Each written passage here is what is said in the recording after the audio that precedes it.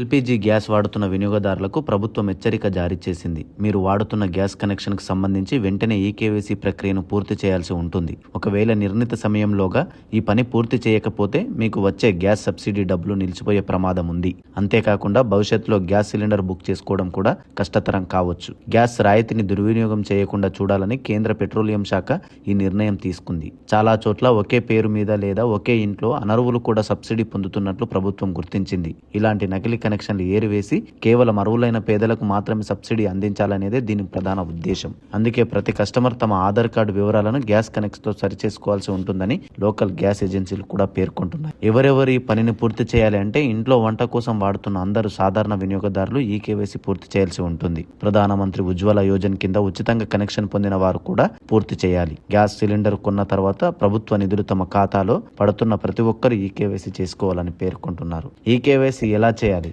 వినియోగదారుల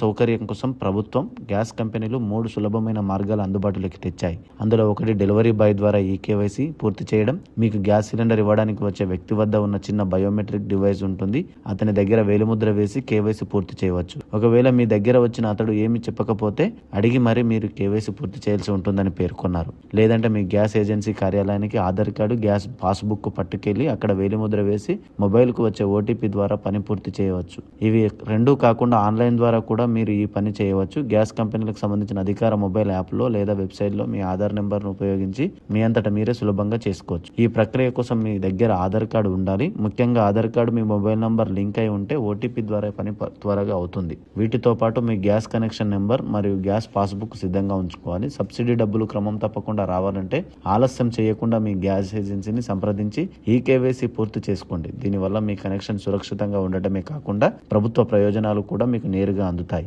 తెలంగాణలో చాలా మందికి 500కి గ్యాస్ అందుతుంది. ఈ ప్రక్రియ పూర్తి చేయకపోతే గ్యాస్ సబ్సిడీ నిలిచిపోయే ప్రమాదం ఉందని గ్యాస్ ఏజెన్సీ ప్రతినిధులు పేర్కొంటున్నారు.